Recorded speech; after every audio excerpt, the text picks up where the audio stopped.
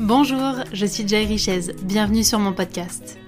Ici, je parlerai sans détour de sujets qui m'animent et me motivent pour nous inviter à réfléchir et évoluer vers une vie plus libre et plus saine. À travers mon regard de coach holistique, mentor, femme inspirée, femme de caractère, on va bousculer les codes et on va s'éveiller avec courage et sincérité. Ces deux vertus seront le leitmotiv de ce podcast pour avoir le cran de vivre une vie qui nous ressemble et arrêter les fausses excuses. Je vous souhaite une très belle écoute.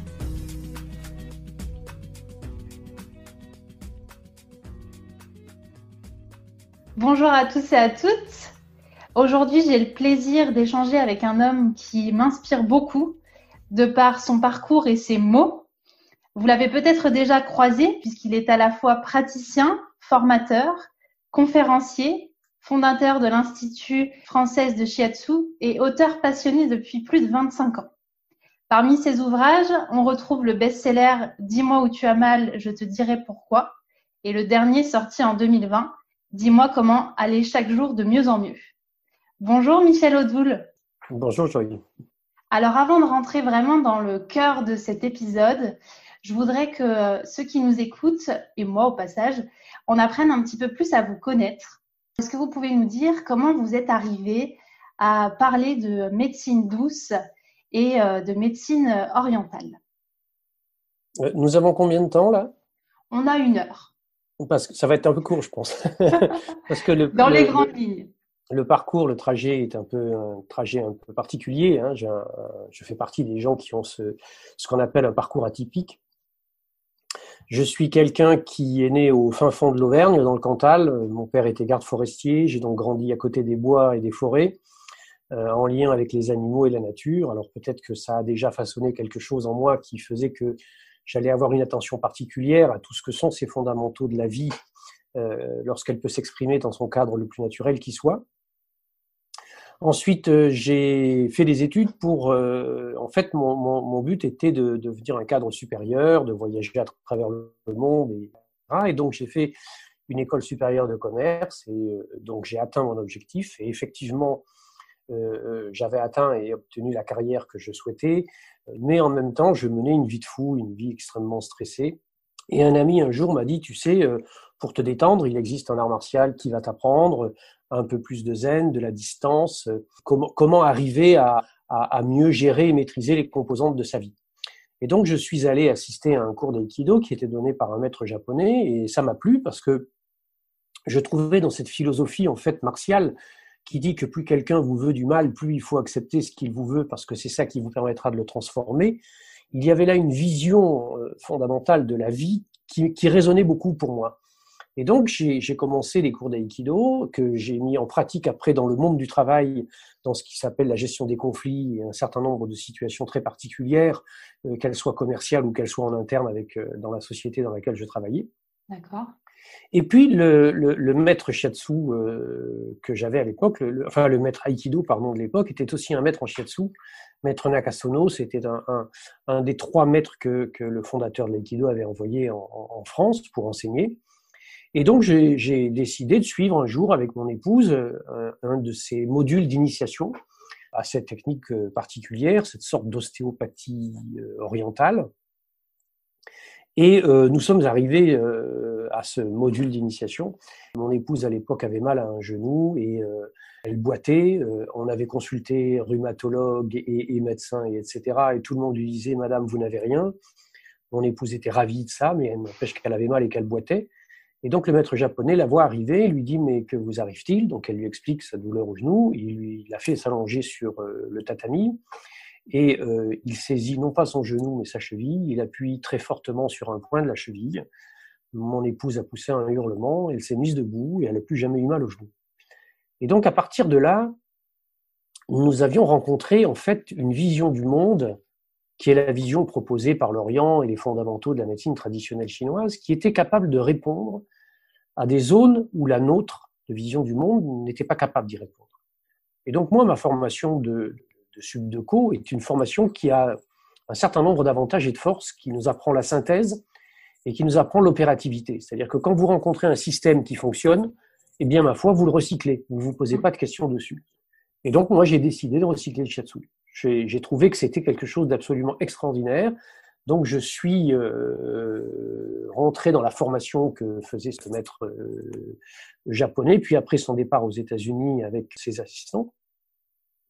Et au bout d'un certain temps de formation, eh bien, et bien entendu, il a fallu que je fasse un choix de vie. C'est-à-dire qu'il y a, oh là là là là là là, ça fait très loin, très loin, très loin, plus de 30 ans, presque 40 ans, que j'ai choisi et que j'ai décidé un jour de tout quitter pour me consacrer à ça. Et je me suis donc consacré à me former à cette pratique du shiatsu d'une manière un peu originale, c'est-à-dire que pour pouvoir financer tout ce temps, parce que l'économique est quand même quelque chose qui est important, eh bien, j'ai eu une espèce de flash de génie un jour en raccompagnant ma femme à son travail, et j'ai inventé, avant Georges Lucas, la première épée laser, parce que c'était l'époque où le film La Guerre des Étoiles venait de sortir. Et donc, j'ai fabriqué ça dans mon salon. J'ai livré les magasins de jouets de Paris. Ça a été un vrai carton. Ça a très, très bien marché. Et ça m'a permis de financer ma formation. Je me suis formé donc 3 ans complémentaires à tout ce que j'avais déjà fait en shiatsu. Je me suis formé ensuite en psychologie moderne, notamment sur la psychologie jungienne. Et un jour, eh bien, j'ai décidé de démarrer, d'abord en termes de consultation, puis ensuite en termes de formation. Donc un vaste parcours, mais un vaste parcours qui a été déterminé par quelque chose qui un jour en moi s'est décidé. Il y a eu une idée très simple qui est apparue et qui dit mais c'est ça que tu veux faire, c'est ça que tu as envie de faire. Et donc dans ces moments-là, eh bien quand la décision elle est profonde, quand la décision elle est sereine, elle est tranquille, quand ceux qui sont autour de vous vous soutiennent, ce qui a été le cas de mon épouse, eh bien vous ne vous posez pas de questions, vous y allez. Or je peux vous dire qu'il y a plus de 30 ans, shiatsu, c'était un gros mot. Personne ne savait ce que c'était. Donc, c'était vraiment quitter une reconnaissance sociale, des revenus importants et tout un cadre et tout un tas de références pour aller à la découverte d'une terre nouvelle qui est celle que l'on connaît aujourd'hui un peu mieux et qui participe à ce qu'on appelle les médecines alternatives. Et finalement, c'est quelque chose qui se fait de façon très fluide. C'est à la fois pour gérer votre vie un petit peu à 100 à l'heure que vous découvrez l'aïkido, après votre femme qui vous donne un élément supplémentaire, et puis au fil de l'eau, vous suivez un petit peu les petits signes que la vie vous envoie pour vous amener à ce que... Oui, certes, mais la fluidité dépend à 100%, pour ne pas dire à 1000%, de notre capacité à accepter les sollicitations que la vie nous propose. C'est-à-dire que la fluidité dépend de notre absence totale de résistance à ce qui se propose à nous. Elle dépend de notre capacité à entendre ce qui vient du plus profond de nous-mêmes. Elle dépend de notre capacité à recevoir tous les clins d'œil et ces signaux dans lesquels des synchronicités incroyables vous amènent à rencontrer les gens, les écrits, les émissions et les contextes. Je peux pas en une heure effectivement raconter, mais c'est absolument ahurissant de voir comment j'ai trouvé les locaux de mon institut à Paris qui donnent sur l'église Saint-Médard. C'est un lieu dans Paris, mais il n'y en a pas deux comme ça. Et entre guillemets, si on veut être dans le langage commun, on va dire mais que ça a été un hasard. Mais ça a été un hasard tellement amusant, tellement clin d'œil, tellement plein de synchronicité que je pense que si je n'avais pas saisi ces opportunités-là, ça n'aurait pas été fluide du tout pour moi. Et dans votre schéma initial, dans votre recherche de cadre supérieur, est-ce que vous étiez déjà ouvert à ces synchronicités-là ou pas du tout ? Je n'étais pas ouvert aux synchronicités de cette façon-là, mais il faut comprendre que dans ce style de formation, nous sommes dans des formations qui construisent, on va dire, des guerriers de l'économie. Qu'est-ce que ça veut dire, des guerriers de l'économie ? Un guerrier est quelqu'un qui développe le 6e sens, c'est quelqu'un qui, parce qu'on retrouve ça dans les arts martiaux, c'est un peu la même chose, qui développe donc la capacité à percevoir les opportunités et à avoir un espèce de sens de l'opportunité et de la saisir. Donc je pense que ça m'a beaucoup aidé, et je pense que ça m'a pas simplement aidé que dans ces moments-là, ça m'a aidé dans ces moments-là parce qu'en plus, on sait que techniquement et mécaniquement et économiquement parlant, on sera capable de faire face. Parce qu'on sait gérer les choses, parce qu'on ne part pas à la fleur au fusil, parce qu'on sait se structurer, s'organiser. Mais c'est aller au-delà de ça, c'est aller au-delà de l'idée de se dire que j'étais capable de faire ça. C'était aussi dans le fait de se dire que de toute façon, dans ce qui est la vie et le vivant, eh bien, nous sommes en présence de quelque chose qui est fluidité et mouvement. Vous employez le terme de fluidité tout à l'heure. Ce sont des flux de vie. Et en fait, dans cette vision-là, eh bien, les flux économiques, c'est un peu comme les flux sanguins ou les flux lymphatiques dans un corps. Ce sont des choses qui alimentent, qui nourrissent, qui circulent, qui transportent de la vie ou qui transportent de la mort, suivant le niveau où on les prend et suivant la façon dont on est capable de les comprendre. Et donc, je pense que de ce point de vue-là, et peut-être que si on s'inscrit dans un principe de vie un peu plus large qui ferait appel à des références de type y aurait-il un choix d'incarnation éventuel qui pourrait se faire pour un individu? Eh bien, sans doute, je suis passé par ce passage obligé, non pas pour devenir un de ces cadres supérieurs lambda qui existent et comme on en voit tous les jours et qu'on en rencontre et qui font fonctionner l'économie d'un pays, mais peut-être pour devenir ce que je suis aujourd'hui. En tout cas, ça a été pour moi le cheminement et la pierre qui m'a permis de réaliser ce que je fais aujourd'hui. Quels apprentissages vous avez tirés du shiatsu et comment vous pouvez nous le décrire aujourd'hui? Alors, le shiatsu en japonais, ça veut dire pression des doigts. Shi, ça veut dire doigt, atsu, ça veut dire pression. Donc, c'est une technique corporelle qu'on pourrait un peu assimiler à une forme d'ostéopathie, mais qui travaille, tout en travaillant sur l'ostéo-articulaire, travaille aussi sur les méridiens et d'acupuncture et les points d'acupuncture. Et l'idée fondamentale qui est derrière cette pratique, c'est que toute tension corporelle est la signature que des flux de vie sont obturés, fonctionnent mal, circulent mal. Et que le travail, à la fois sur le corps et sur les structures énergétiques, eh bien, c'est ce qui va nous permettre de remettre ces flux en circulation. À partir du moment où les fluides vitaux sont en circulation, l'homéostasie, l'équilibre de vie, se reconstitue et existe. La maladie n'a pas de raison d'être. Elle ne va trouver son siège qu'à partir du moment où des flux de vie vont être freinés, gênés, obturés, refusés, etc. On dit même d'ailleurs en médecine chinoise que la maladie apparaît dans un organe lorsque la conscience l'a quitté. C'est-à-dire que c'est la présence à soi, c'est la manière avec laquelle on habite son corps, c'est la manière avec laquelle on laisse les choses circuler même quand elles sont inconfortables, qu'on va permettre à ce moment-là à tout ce qui est ce processus de vie, qui est à la fois vitalisation et nettoyage, parce que nous existons à la fois parce qu'il y a de la vie en nous, mais parce qu'il y a de la mort que nous acceptons. À chaque seconde, à chaque milliseconde, des cellules meurent en nous pour permettre à d'autres de naître et de vivre. Et donc l'idée du shiatsu et des approches, notamment de la médecine traditionnelle chinoise, sont une idée qui est articulée autour de cette idée-là. Le principe de vie, c'est régénérer le potentiel de mouvement, c'est régénérer le potentiel de circulation libre des flux vitaux dans le corps, qu'ils soient physiques, c'est le sang, qu'ils soient lymphatiques, donc la lymphe, ou qu'ils soient énergétiques, et c'est ce qu'on connaît à travers l'acupuncture. Dans notre société d'aujourd'hui, c'est pas une culture qui est très comprise.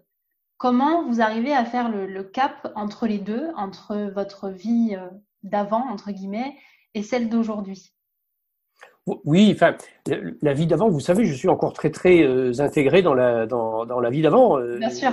Je mange de tout, je bois de tout, j'ai les loisirs, etc. C'est-à-dire que je ne suis pas monastique et je ne vis pas dans... mais il y a un fondamental qui est d'ailleurs ce que j'ai essayé d'exprimer dans le dernier ouvrage que vous citiez tout à l'heure, Dis-moi comment aller chaque jour de mieux en mieux. Il y a une notion fondamentale à prendre en compte qui est la notion de l'équilibre. Et donc, on dit dans les fondamentaux de la médecine traditionnelle chinoise qu'à partir du moment où on respecte, vous savez, il y a les cinq éléments, il y a les 5 piliers fondamentaux, qu'on respecte les 5 justes comportements, eh bien, l'état d'équilibre est capable de se maintenir et le corps de s'auto-guérir. Mais que les modes de vie qui sont les nôtres font que parfois, eh bien, nous n'allons pas respecter le juste manger, le juste effort, le juste repos, le juste pensée, le juste désir, quelles que soient les raisons de cela, et à un moment donné, à partir du moment où ce juste équilibre n'est pas respecté, il va y avoir une nécessité pour notre réalité physique et énergétique de compenser les déséquilibres que nous générons par nos modes de vie. Et cette compensation, lorsqu'elle s'inscrit dans le temps et qu'elle devient quelque chose qui est un petit peu trop important, eh bien, elle va finir par générer ce qu'on appelle la maladie ou le traumatisme. Dans chaque maladie, derrière, il y a un déséquilibre.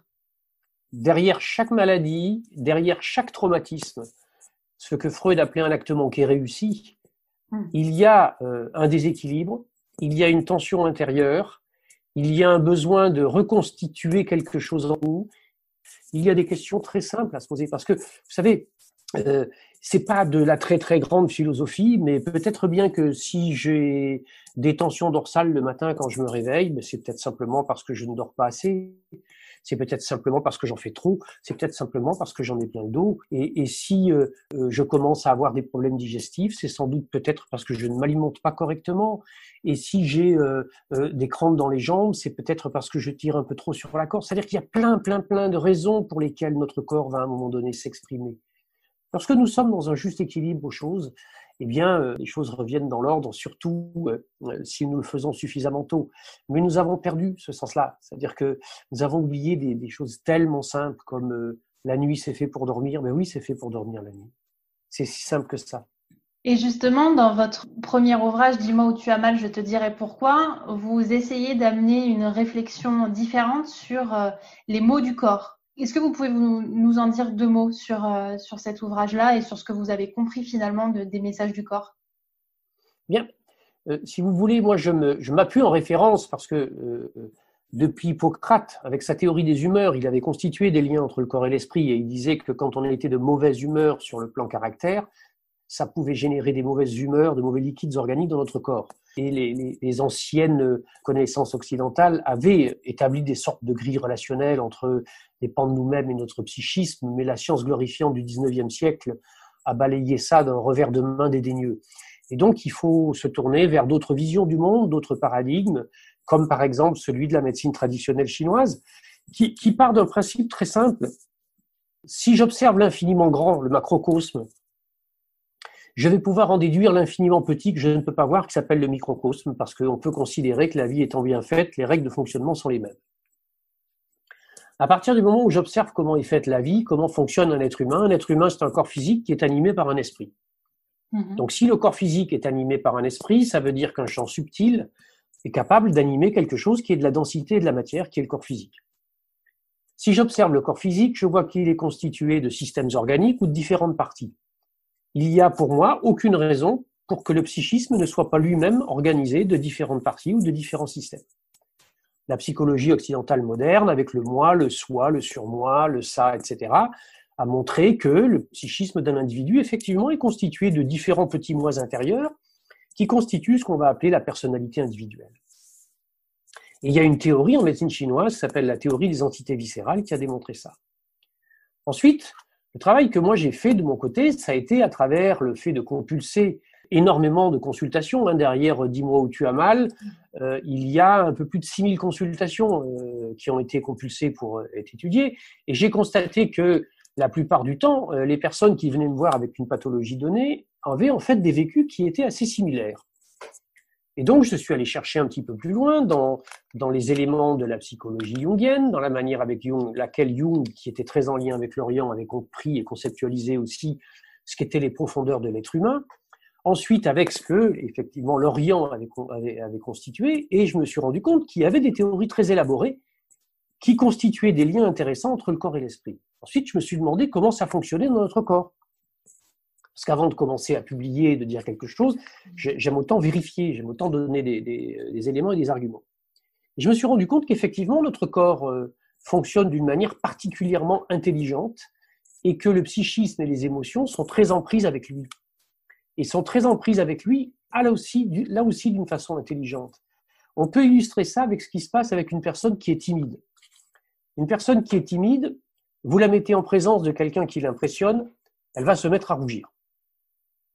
On voit donc que l'émotion timidité a eu une conséquence sur le plan physique qui a été le rougissement au niveau du visage. Qu'est-ce qui s'est passé au niveau de ce rougissement? Le corps, le système endocrinien, a sécrété des hormones particulières qui s'appellent l'adrénaline et la noradrénaline. L'adrénaline, tout le monde la connaît, c'est celle qui fait hérisser les poils, c'est celle qui fait exprimer la colère, c'est celle qui permet d'agir, de fuir, etc., etc. Et l'adrénaline, donc, est ce qui permet aussi de dilater les vaisseaux et d'amener un afflux de sang. J'ai besoin de courir pour attraper le bus, eh bien, les vaisseaux de mes jambes vont commencer à se dilater et le sang va arriver pour que je puisse le faire. Eh bien, le timide, lui, du fait de cette adrénaline, il se met à avoir le visage qui rougit. Et c'est là où ça devient intéressant, parce que le timide, il ne rougit pas du dos, de la plante des pieds ou des mains. Il rougit d'une seule partie de son corps, qui s'appelle le visage. Or, l'adrénaline, elle est présente dans tout le sang. Donc, qu'est-ce que c'est qui fait qu'elle n'agit que sur cette partie du corps? C'est la deuxième hormone, le neurotransmetteur, qui s'appelle un électeur de lieu, qui s'appelle la noradrénaline, qui détermine où l'adrénaline va aller agir. Et là, on va retrouver l'intelligence corporelle. C'est que le visage, c'est quoi? C'est ce que l'on met sur les papiers d'identité. C'est l'image de soi et c'est l'identité de soi. C'est ce que l'on voit dans le miroir. Or, le timide, c'est quelqu'un qui, justement, a une sensibilité émotionnelle sur son identité. Et donc, on voit combien, extrêmement précisément, le corps a exprimé ce qui se passait. Et quand on voit cette intelligence-là, on se dit qu'après, on peut commencer à élargir le propos. Dans ce qu'est la philosophie de la médecine traditionnelle chinoise, eh bien le système a été élargi parce que les méridiens d'acupuncture qu'on connaît en Occident à travers l'acupuncture sont en lien avec les organes et véhiculent l'énergie qui permet à l'organe de fonctionner, mais nous dit la médecine chinoise qui permet également au panpsychisme qui est associable à l'organe de fonctionner. Prenons l'exemple de l'estomac. L'estomac qui est l'organe qui me permet de digérer la matière, c'est-à-dire ce dont je me nourris en tant qu'élément matériel, c'est aussi ce qui me permet sur le plan psychique de gérer la matière aussi sur le plan psychique, c'est-à-dire tout ce qui va concerner les éléments matériels de ma vie, les éléments professionnels ou autres. Et donc, on voit bien comment les choses fonctionnent. Si je mange trop à midi, je réfléchis mal l'après-midi. Ou à l'inverse, si je me préoccupe trop de problématiques matérielles, je vais avoir des aigreurs d'estomac. D'ailleurs, la pathologie préférée des hommes d'affaires, c'est l'ulcère à l'estomac. Et donc, on voit bien à travers ces liens et cette relation-là qu'on peut peut-être positionner et proposer une espèce de cartographie qui nous permettra de comprendre les liens qui peuvent être faits entre des structures organiques et des pans psychiques de l'individu. Ce qui veut dire qu'à chaque fois, derrière une maladie, est-ce que c'est notre esprit qui la génère ou pas? Non, c'est pas tout à fait comme ça. Nous ne sommes pas. Il faut bien comprendre que nous ne sommes pas dans une maladie qui est une maladie imaginaire. Nous sommes dans des maladies qui existent réellement et nous sommes dans des maladies qui sont des maladies non pas qui ont été décidées ou choisies. Il n'y a pas à l'intérieur de nous quelque chose qui nous veut du mal. Il y a éventuellement quelque chose qui nous interpelle pour que nous portions attention à la façon dont nous nous comportons. Mais je pense beaucoup plus simplement et basiquement parlant, on peut déjà concevoir que nos comportements au quotidien fragilisent notre organisme dans des pans donnés. Nos comportements au quotidien font chuter notre immunité. Si nous sommes quelqu'un qui est dans la passion, l'agitation ou l'excitation, c'est immunodéprimant. Si nous sommes quelqu'un qui est dans la peur permanente, dans la défaite permanente, c'est immunodéprimant. Si notre corps est immunodéprimé, il va ouvrir beaucoup plus facilement la porte à un microbe. Il n'y a pas eu une espèce de détermination qui dit là, ça y est, je vais ouvrir la porte au microbe. Non, il y a simplement le fait qu'à un moment donné, ce que je suis a fragilisé le terrain qui est le terrain corporel, qui est le mien, et m'a conduit à ce moment-là à ouvrir la porte à la maladie, au microbe. En quoi c'est important de mettre du sens sur chacune des maladies avec ce qui se passe dans notre vie? C'est important de mettre du sens sur les maladies. Alors, il ne faut pas mettre du sens au moindre bobo et à la moindre chose qui peut nous arriver. Si ça se répète, si ça devient répétitif ou que ça devient quelque chose d'un peu plus important, oui, c'est important de mettre du sens parce que derrière la capacité à mettre du sens, il y a deux phénomènes fondamentaux qui vont se mettre en route. Le premier, c'est sur le plan psychique. Eh bien, la personne qui est touchée par la maladie va redevenir actrice de ce qui se joue en se réappropriant la part qu'elle a prise à cette maladie. On quitte le stade de la victime, qui est un stade passif, qui est un stade donc qui n'est pas en capacité d'exciter ses capacités de défense, pour aller vers le stade de l'acteur, devenir proactif dans ce qui se joue et dans ce qui se fait. Et donc, nous allons participer aux soins. Nous allons avoir un moral qui va être un moral beaucoup plus conquérant et beaucoup plus combatif. Nous allons donc aider le thérapeute, le médecin, le praticien qui nous aide dans cette maladie à mieux cicatriser, à mieux combattre l'infection, à mieux reconstruire les structures organiques qui ont été fragilisées. La deuxième des choses, c'est que lorsque l'on donne du sens, cette compréhension, eh bien, elle a des conséquences sur le plan biologique. Notre système neurovégétatif et notre système endocrinien se met en route. Vous savez, c'est comme quand on apprend une nouvelle. Quand quelqu'un comprend pourquoi il s'est fait quelque chose ou il a mal, eh bien, il sent son cœur qui s'accélère un peu, il sent de la chaleur qui monte en lui. J'ai des patients même qui, des fois, s'effondraient en larmes ou éclataient de rire. C'est-à-dire que tout ce champ émotionnel qui apparaît à ce moment-là, eh bien, il s'appuie sur un certain nombre de sécrétions hormonales, comme de la sérotonine, de l'ocytocine, comme un certain nombre de structures qui vont justement relancer, booster, revitaliser tous les systèmes de défense corporelle. Et donc, ça va permettre, je pense, oui, de gagner beaucoup de temps et d'efficacité dans la reconquête de l'état de santé. Vous dites que la maladie nous permet de devenir acteurs de notre vie. Est-ce qu'il faut attendre de tomber malade pour devenir acteur de notre vie, ou est-ce qu'il y a des signes un peu avant-coureurs avant d'arriver justement au maladie? Oui, alors il y a des signes avant-coureurs, mais il faut même avant les signes avant-coureurs. Regardez les tout petits enfants, les bébés ou etc., ou les enfants dans les cours de maternelle. Vous n'avez pas besoin de leur expliquer qu'il faut qu'ils soient acteurs et qu'ils apprécient la vie. Ils sont en plein dedans. Ils sont en plein dedans parce que la première chose qu'ils proposent à la vie, c'est qu'ils l'accueillent à 100% et ils vivent sans aucune retenue la joie d'être vivant et de cette vie. Je crois que c'est quelque chose qui petit à petit a quitté malheureusement beaucoup de personnes. Et donc la première des manières avec laquelle on va se réconcilier avec cette vie, et Dieu sait si dans notre époque d'aujourd'hui c'est pas quelque chose de simple, eh bien c'est en restaurant ce juste désir que j'évoque dans un de mes livres, cette juste capacité à se donner cette pulsion de vie qui est que oui, bien sûr, il y a des moments donnés où il fait sombre, mais il y a de toute façon toujours quelque part de la lumière. Moi, j'ai vécu un jour une expérience à la fois très simple et à la fois qui a été majeure pour moi. C'est la première fois où j'ai pris l'avion. Il faisait très très mauvais, le ciel était très couvert, il tombait une pluie battante, donc en clair, il faisait un temps moche. Et l'humeur générale était plutôt en lien avec ce temps. Et à partir du moment où l'avion a décollé et qu'il a passé la couche des nuages, eh bien, j'ai découvert qu'il y avait le soleil au-dessus. J'ai découvert ce jour-là que ça n'est pas parce que je ne le voyais pas que le soleil n'existait pas, et que deuxièmement, si je voulais le voir, il fallait que je m'élève. Et je crois que c'est ça qu'il faut que nous nous mettions comme challenge dans notre quotidien.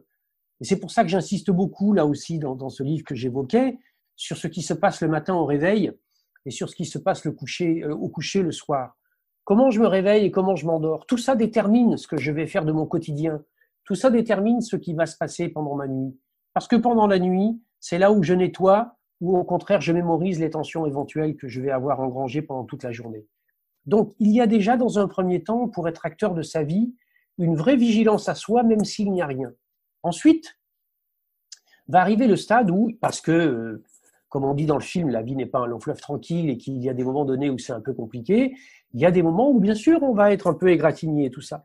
Et dans ces moments-là, eh bien, on va avoir peut-être un peu plus de fatigue, on va se réveiller avec une migraine, on va avoir un peu de tension dorsale, on va se sentir un peu plus agressif ou nerveux. Il va y avoir tout un tas de signaux qui vont nous montrer, par des tensions physiques ou nerveuses, qu'il y a quelque chose qui ne va pas. Et là, il faut absolument ne pas commettre l'erreur, parce que nous croyons qu'il faut continuer à courir comme nous le faisons sans arrêt, de vouloir faire taire ça parce que ça nous gêne dans le moment et que nous pensons qu'il y a des choses plus importantes à faire. C'est dans ces moments-là où ces petits signaux nous sont envoyés pour nous dire « Attends, là, il y a quelque chose, tu ferais bien de t'arrêter 2 minutes et de te poser 2-3 questions parce qu'il y a manifestement quelque chose qui ne te convient pas. » Il faut savoir que de toute façon, ça n'est juste une question de temps. C'est-à-dire que si nous n'écoutons pas ce message et que nous continuons les comportements, eh bien petit à petit, l'intensité du message va augmenter et qu'il arrivera un moment où ça sera par la contrainte que nous nous arrêterons. Il y a à la fois la notion de maladie qui nous invite à nous reconnecter à la vie, à soi, et il y a aussi une notion de temporalité. Justement, vous en parlez dans « Dis-moi quand tu as mal, je te dirai pourquoi ». Enfin, en quoi ça joue cette temporalité ? Cette temporalité, elle joue à travers la manière dont est constitué le psychisme d'un individu et sa réalité physique. C'est-à-dire que, à l'identique de notre univers, nous sommes gérés et comment on va dire ça, organisée par des cycles qui sont des cycles, soit des cycles intérieurs, des cycles internes, nous avons une horloge biologique, soit des cycles extérieurs, des cycles externes. Ces cycles externes, nous les connaissons, c'est le jour, la nuit, ce sont les saisons, ce sont les années, etc., etc. Eh bien, il faut savoir qu'à l'intérieur de notre organisme, il y a aussi des cycles qui sont des cycles de renouvellement cellulaire et qui sont des cycles par lesquels les cellules de la peau, les cellules de l'œil, des os, du cerveau ou du cœur ne se renouvellent pas selon les mêmes cycliques et selon les mêmes rythmes. Dans notre culture, nous avons des savoirs phénoménaux qui existent et qui sont transmis à travers des textes qui semblent être des histoires gentilles, qui s'appellent la mythologie ou les contes, et qui en fait nous expliquent ce que sont ces cycles. Et dans la vie d'un être humain, eh bien, il y a effectivement des grands cycles qui sont des cycles qu'un certain nombre d'entre nous peut-être connaissent, 21 ans, 42 ans, 63 ans, 84 ans, où il y a vraiment des grandes cycliques, des moments qui sont ce qu'on appelle des grands défis que l'individu a besoin d'avoir dépassés. Il y a des cycles qui sont des cycles de 12 ans, il y a des cycles qui sont des cycles d'un mois, etc. Et donc, lorsque nous avons, parce que cela arrive parfois, des problèmes, des pathologies, des accidents, des malaises, des mal-vivres, des mal-être qui apparaissent dans des phases précises de vie, eh bien, ils sont signifiants qu'il y a une étape de construction de nous-mêmes que nous n'arrivons pas à dépasser. On peut illustrer ça avec les 12 travaux d'Hercule, qui signent les 12 étapes de la construction de l'être. Et donc, oui, 21 ans, c'est des âges où il peut y avoir des accidents et où il peut y avoir des changements de vie brutaux. 42 ans, c'est une phase qui est une phase majeure. C'est une des phases dans lesquelles il y a énormément de ruptures familiales, de ruptures de couple, où il y a des problèmes cardiovasculaires, des AVC qui peuvent apparaître. Ce sont des phases dans lesquelles il y a des changements professionnels brutaux qui peuvent se manifester. 63 ans aussi, il y a des pathologies qui se déclenchent dans ces âges-là, etc. C'est-à-dire que tout au long de notre vie, nous sommes cadencés par des espèces de cycles, un peu comme à l'école, quand il y a tous les temps d'années d'études, eh bien, ce qu'on va appeler des examens de passage. Et dans les cycles de construction de l'être, eh bien, ces cycliques sont importantes à respecter. Si nous avons fait ce que nous avions à faire en notre âme et conscience, que nous avons avancé comme il convient sur ce chemin de la vie qui est le nôtre, eh bien, ces phases vont se passer toutes seules, sans aucun problème, sans anicroche, on ne s'en rendra même pas compte. En revanche, si nous n'avons pas voulu réviser ou revoir telle ou telle leçon, il y a des chances pour qu'au moment de l'examen de passage, ça soit un petit peu plus compliqué.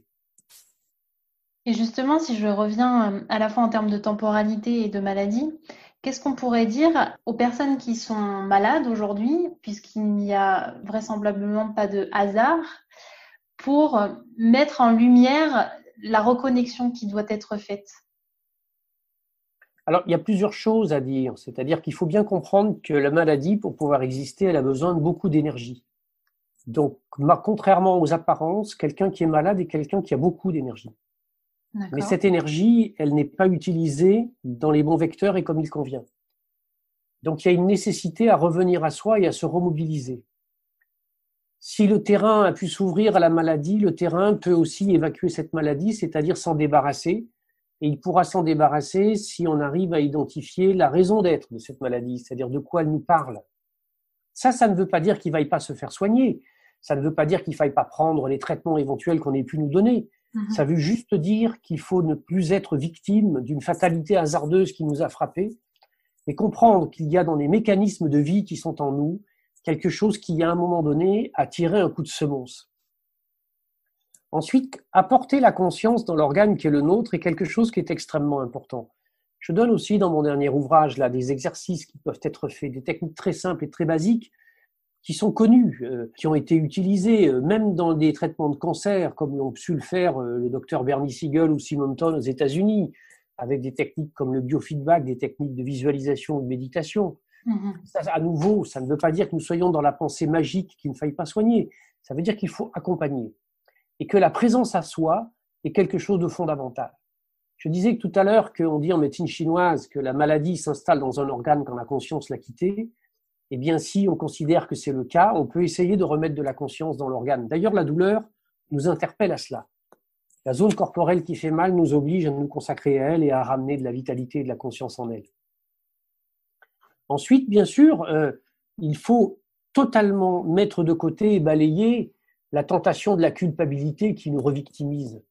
Il n'y a pas de culpabilité à avoir. En revanche, il y a une responsabilité à prendre. À partir du moment où je remets de la conscience dans mon organe, à partir du moment où je quitte le champ de la culpabilité et que je redeviens simplement responsable de ce qui s'est passé et de la manière avec laquelle peut-être la façon dont j'avançais sur le chemin de la vie a constitué les bases, le terrain favorable à ce que la maladie apparaisse, faire évoluer mes comportements de vie va faire que le terrain va se restabiliser, va se reconstituer et va redonner donc à mon organisme la capacité à un retour à l'homéostasie et à la santé. Est-ce que vous faites un lien avec l'explosion des maladies dites modernes, de société, et les symboliques? Bien sûr, c'est presque une évidence. C'est presque une évidence. Les maladies modernes sont toutes des maladies qui ont à voir avec ce que nous sommes. Nous sommes des sociétés, nous sommes des cultures qui vivent dans le morcellement, dans l'éparpillement, dans la superficialité, dans l'excitation, dans l'agitation. Nous confondons émotion et hystérie. Nous sommes dans un rapport à la vie et au vivant dans lequel c'est l'excitation des sens qui est censée donner de la valeur aux choses. Malheureusement, bien ce système-là, il produit quelque chose d'extrêmement basique et simple. C'est l'explosion des maladies neuronales et des maladies auto-immunes. Parce que comme nous ne sommes plus agités, nous n'existons plus qu'à travers les excitations de l'extérieur, nous n'avons plus conscience de nous-mêmes. Or, l'immunité, c'est la capacité à faire la différence entre le soi et le non-soi. Et bien dans les maladies qui sont les maladies comme les allergies qui explosent ou les maladies auto-immunes, eh bien ce système immunitaire, il est totalement déparamétré parce que nous ne savons plus qui nous sommes. Nous sommes totalement éparpillés et morcelés. Nous sommes splittés complètement et bien évidemment que notre organisme réagit en fonction de ça. Et à partir de ce moment-là, c'est encore pire aujourd'hui. Regardez ce qui est en train de se passer. Tout est en train de devenir risque et danger. Même l'autre. On se cache de l'autre. On doit prendre de la distance par rapport à l'autre, etc. Or, ce qui constitue l'immunité, c'est la rencontre avec l'autre. À partir du moment où elle n'existe plus, tout va devenir risque et danger. Il va falloir donc se protéger de tout. Notre système immunitaire va se surexciter et les pathologies donc de type auto-immune et allergique vont exploser. La deuxième des manières avec lesquelles on essaye de se protéger de ce monde extérieur, c'est en coupant le lien avec lui. Et c'est là où les maladies neuropsychiques arrivent, comme Alzheimer, bien entendu, Parkinson, sclérose en plaques, etc., qui sont toutes à la fois des signatures de ce besoin de fuite et de ce besoin de se protéger par rapport à un monde extérieur qui nous insatisfait, qui nous est brutal ou violent, qui nous agresse, et de couper avec lui, de ne plus le ressentir et de ne plus le percevoir. Donc oui, bien sûr que ces pathologies-là sont en véritable explosion et sont la signature de la manière avec laquelle nous sommes en train de conduire et de mener nos vies, oui. Et par rapport à tout ce qui est cancer et maladies inflammatoires? Oui, les maladies inflammatoires sont dans le lien de ce que je vous dis, puisque l'inflammation est une réaction de protection. C'est une réaction du système immunitaire qui, quand elle devient excessive, est vraiment très, très problématique et finit par générer des pathologies collatérales. Le cancer, c'est un petit peu plus compliqué, mais c'est bien évident que le cancer explose dans toutes les sociétés, etc., parce que les manières avec lesquelles nous vivons et les manières avec lesquelles nous nourrissons et les manières avec lesquelles nous pensons le monde et les manières avec lesquelles nous nous comportons avec nous-mêmes sont extrêmement fragilisants. Or, le cancer est une maladie qui est en lien avec la problématique immunitaire. C'est le moment où la cellule qui ne veut plus mourir, qui refuse la phase qui s'appelle l'apoptose, cache à notre système immunitaire ces marqueurs qui signent qu'elle doit mourir. Et nous sommes dans des cultures de jeunisme qui refusent la mort. Et pourtant, c'est la mort en nous, quand elle est acceptée, qui permet à la vie de naître et d'exister. Et donc, le cancer s'inscrit là-dedans. Après, c'est très trivial, en quelques mots, de vouloir expliquer les choses de cette façon-là. Mais il y a juste un constat à faire. C'est-à-dire que nos sociétés qui ont beaucoup évolué sur des questions d'hygiène, qui ont beaucoup évolué sur beaucoup de pathologies organiques, sont de plus en plus touchés par des pathologies de type fonctionnel et de type structurel. Et justement, de ce que je comprends dans ce que vous nous expliquez, c'est que finalement, comme on est un petit peu éparpillé, on est de partout, qu'on fait beaucoup de bruit, on n'arrive plus à entendre ce que nous dit le corps. Comment on revient à une écoute du corps? C'est malheureusement même plus le corps qu'on n'écoute plus, c'est quelque chose au plus profond de nous-mêmes. Il y a une voix à l'intérieur de nous-mêmes qui essaye sans arrêt de nous envoyer des signaux. Sauf qu'effectivement, nous sommes des sociétés de bruit, il n'y a plus de période de silence dans nos quotidiens. Il n'y a plus aucun moment. Nous montons dans la voiture, la radio s'allume, nous arrivons chez nous, c'est la télévision, nous vendangeons et nous dînons avec la télévision. Nous ne sommes plus capables d'avoir des instants de silence profond dans lesquels quelque chose peut s'exprimer. Il y a quelques années, je faisais en résidentiel des stages de shiatsu dans le désert mauritanien. Il y a des gens qui quittaient le stage au bout de 2-3 jours parce qu'on découvre un truc absolument extraordinaire, notamment la nuit dans le désert, c'est le silence total. Et quand on est confronté à ce silence total, eh bien entendu, les seuls bruits qu'on peut entendre, c'est ceux qui viennent de l'intérieur. Et là, parfois, eh bien, c'est assez inacceptable. Et donc, plutôt que d'entendre cela, eh bien, nous nous agitons, nous faisons du bruit, nous excitons nos sens, nous surfons sur le net, nous regardons des séries en boucle, et nous sommes le reste du temps avec des écouteurs aux oreilles et nous voyageons avec de la musique en permanence dans les oreilles. Et je crois que la réponse à ça, elle est tellement évidente. Recréons des espaces de silence. Réapprenons. Que chacun essaye, ne serait-ce que, vous prenez une montre ou un réveil, restez 2 minutes. 2 minutes dans le silence le plus total, en essayant de penser à rien et de laisser simplement les choses être. Vous allez voir. Puis ensuite, quand on a réussi 2 minutes, 3 minutes. Pourquoi pas essayer chaque soir avant de s'endormir de réinstaurer 4 à 5 minutes de silence total dans lequel finalement peut-être les seules choses qu'on va laisser apparaître, ce sont des lumières, ce sont des représentations du soleil ou de la vie ou de ce que peut être la beauté d'une fleur au milieu d'un champ. Asseyons-nous sur une dune ou sur une plage face à la mer et contentons-nous de regarder. J'avais été très très marqué quand j'étais allé, quand on pouvait encore voyager, il n'y a pas si longtemps que ça, hein, c'était il y a 2-3 ans, et depuis très longtemps, quand j'allais au Japon, c'est assez intéressant de voir les jardins de pierre que tout le monde connaît et qui sont en fait des vecteurs et des supports de méditation. De voir comment, quand vous êtes assis là et que vous observez et que vous voyez énormément de gens qui passent et qui sont incapables de s'arrêter ne serait-ce que 30 secondes ou 1 minute pour faire le travail de méditation simple qui peut se faire devant ce jardin de pierre. Et ce travail-là, il peut se faire n'importe où. Il peut se faire dans une voiture. Quand je monte dans ma voiture, pourquoi ne pas éteindre la radio ? Ça fait partie des principes de vie à réinstaurer au quotidien, ce silence. Oui, et puis alors, surtout, arrêter les télés en boucle. Il faut bien comprendre que l'information que nous recevons et que nous percevons, elle va nourrir des structures au plus profond de nous-mêmes. Et si nous sommes en longueur de journée en train de recevoir de l'information anxiogène, comment peut-on s'imaginer que ça ne finisse pas par créer des dégâts à l'intérieur de nous ? Bien sûr. Au-delà du silence, est-ce que vous avez une explication? Alors bien sûr, il n'y a pas de vérité absolue, on en a déjà parlé ensemble, de pourquoi les gens ont peur de se retrouver dans le silence, pourquoi ils ont peur de voir ce qui se passe à l'intérieur d'eux? Parce que ça s'appelle la peur de l'inconnu. Parce que le petit moi qui gère le conscient, etc., est un petit être terrorisé et qui a peur qu'au plus profond de nous, il y ait quelque chose qui lui dise qu'il se trompe, qu'il n'est pas bien ou qu'il ne fait pas bien. Alors à ce moment-là, il préfère faire du bruit ou faire taire ce qui est au plus profond. Nous sommes, dans notre champ conscient et dans notre moi, des êtres insécures. Nous avons depuis très très longtemps perdu notre confiance dans la vie. Nous ne sommes plus capables d'être confiants dans le vivant.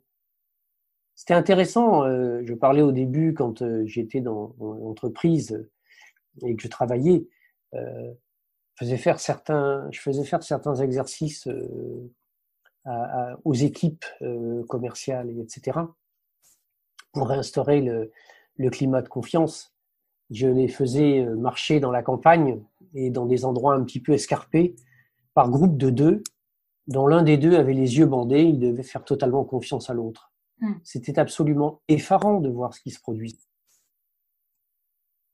Nous sommes malheureusement des petits-enfants peureux qui ont perdu confiance dans la vie, alors que la vie, désespérément, essaye sans arrêt de nous envoyer des signaux comme quoi, au contraire, on devrait lui faire un peu plus confiance. D'ailleurs, même tout ce qui se passe aujourd'hui dans nos mondes et dans nos sociétés n'est que la démonstration du fait que cette vie que nous voulions maîtriser, que nous voulons mettre en boîte et que nous voulons empêcher d'être dans des zones qui nous semblent dangereuses ou inconfortables, de toute façon, elle nous déborde toujours. Donc revenons dans ce flux de vie, refaisons-lui confiance, et à partir de ce moment-là, peut-être que quelque chose de nouveau pourra s'inscrire. Finalement, ça veut dire que dans chaque chose, dans chaque situation, dans chaque maladie, il y a un message pour nous dire la vie nous veut du bien. Oui, c'est le sens de l'épreuve. C'est le sens de l'épreuve. Une épreuve, ça n'est jamais confortable. Mais c'est une phase de croissance. Ça existait. Il y avait des rites initiatiques dans toutes les sociétés à certains moments et à certaines époques. Il y a encore des peuplades dans lesquelles, lorsque l'adolescent arrive et va rentrer dans la phase de l'adulte, on l'envoie passer 2-3 nuits seul dans la brousse, affronter la peur, l'inconnu et ses propres peurs. Et quand il revient, c'est devenu un homme. C'est-à-dire que nous sommes des êtres insécures et des enfants qui refusent de grandir, qui refusent ce qui est le prix de la croissance, c'est-à-dire la capacité à faire face. Alors nous préférons être sursécurisés, être surprotégés. Donc quand nous trouvons quelqu'un qui nous dit « ne t'inquiète pas, je te protège », nous lui confions tout aveuglément. Ça fait un bel écho avec ce qui se passe en ce moment. Absolument. Et encore, je me retiens beaucoup. Alors, si je devais faire un bref résumé de tout ce que l'on s'est dit, finalement, la maladie, elle est là pour nous dire « reconnecte-toi à toi, reconnecte-toi à la vie ». Et c'est à nous de voir tout ce qui nous arrive au quotidien comme des cadeaux plutôt que comme des fardeaux. Absolument, mais à une condition sine qua non.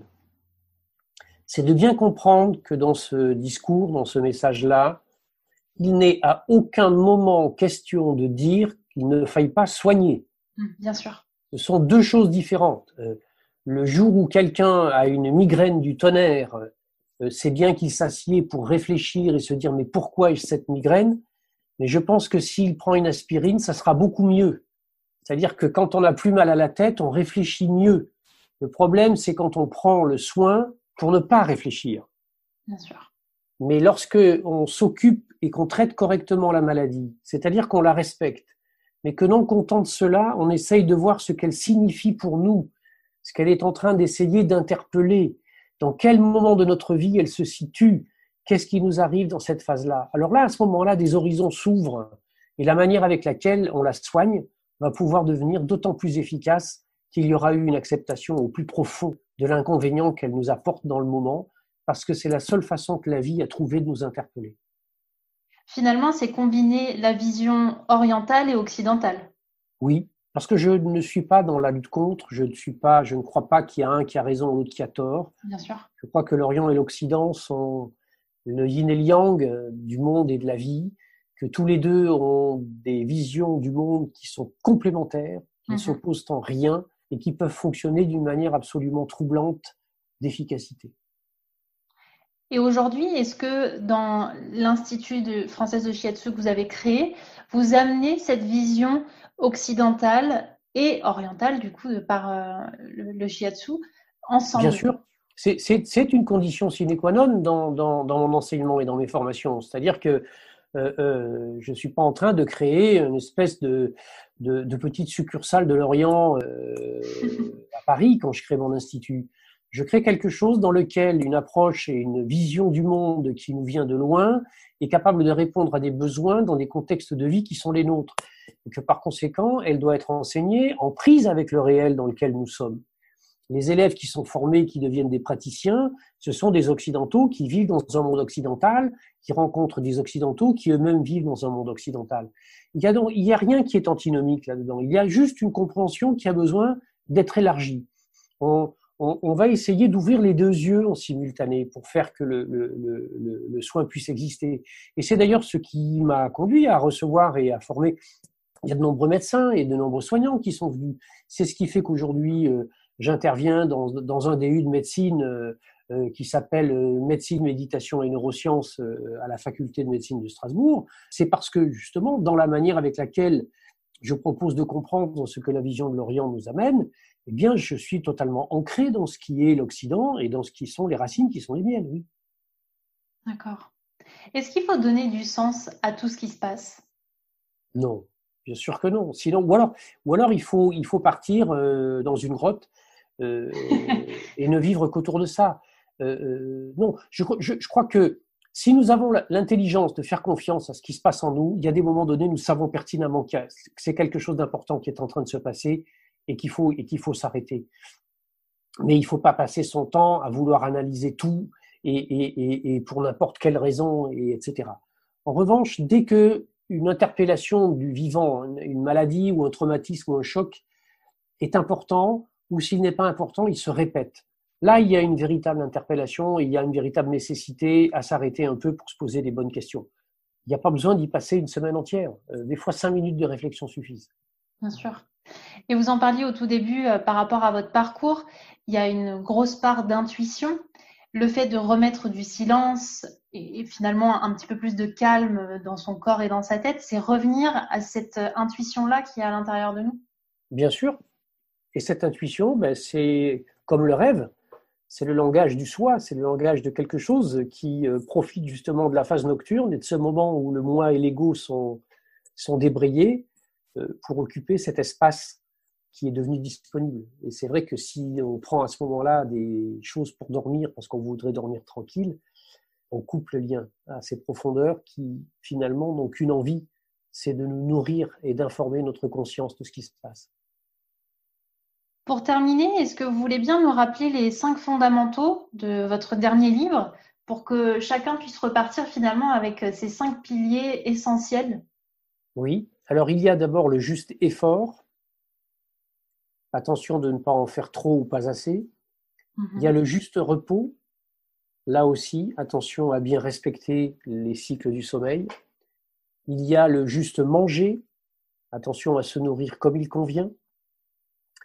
Il y a le juste penser. Attention à comment nourrir son esprit comme il convient. Et il y a enfin le juste désir. Attention à ne pas oublier de nourrir chaque jour en nous le désir et la pulsion de vie. Est-ce que vous aimeriez partager un conseil aux personnes qui vont écouter cet épisode sur comment appréhender cette période ou peu importe d'ailleurs toutes les périodes qui nous chahutent un petit peu, qui nous chamboulent? Le conseil que je vais donner est un conseil que je donne assez souvent en ce moment, c'est de dire, vous savez, nous sommes en ce moment en train de descendre un torrent et nous sommes dans la phase des rapides. Ce qui est important de comprendre, c'est qu'il ne sert à rien de lutter, de s'opposer, de se crisper ou d'être terrorisé de peur. Il faut juste rester vigilant à éviter les cailloux qui arrivent. Il y a des phases de calme et de tranquillité qui viendront. Et là, il y aura des bonnes questions à se poser.